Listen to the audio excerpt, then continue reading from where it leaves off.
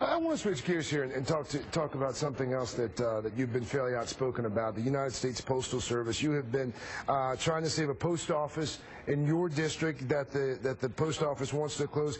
What are your thoughts on how the post office has been trying to cut costs itself?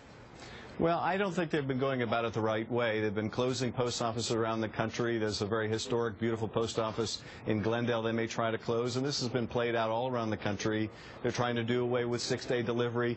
The problems are much deeper than that, and they're not going to be fixed by these kind of solutions.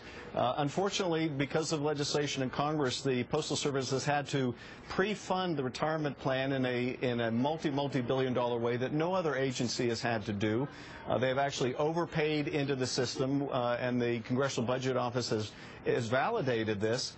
And unless you address those big financial pressures on the Postal Service, closing the post offices here and there is not going to fix the problem. It's just going to reduce the quality of service. I'm glad you brought up the pre-funding, because you know that, I know that. I don't know if the average American necessarily knows that.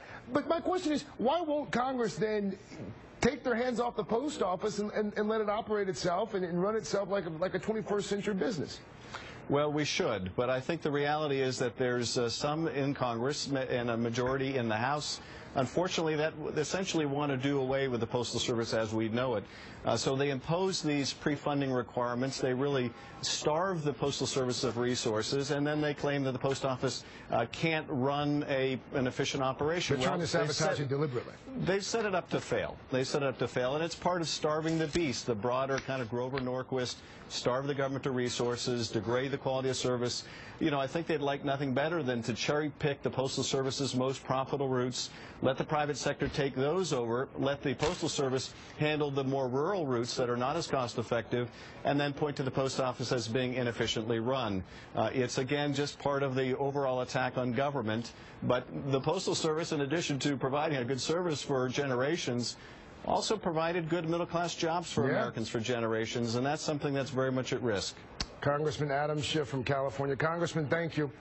Greg, great to see you. Right now, as I just mentioned,